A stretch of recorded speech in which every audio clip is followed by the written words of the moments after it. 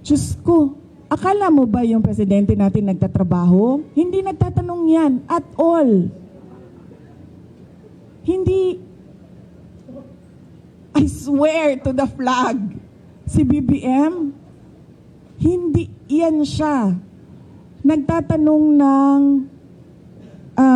trabaho at all. Kaya napansin nyo ba, walang direksyon yung governance at walang direksyon yung iba't ibang departamento. Bakit? Kasi he doesn't give he doesn't command. He doesn't command, he doesn't ask, he doesn't say that, look, there's a Philippine development plan and what are you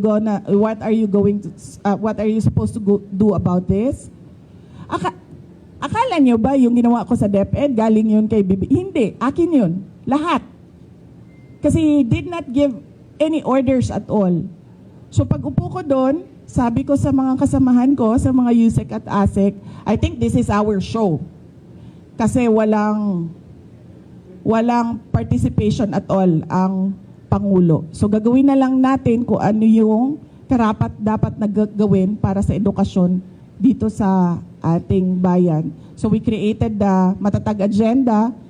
We followed through with the Matatag Curriculum. At unfortunately, hindi kami natapos kasi, yun nga, nag-decide ako na I don't deserve the attacks that were thrown at me by the administration. Kasi ako na nga lang siguro yung kaisa-isa dong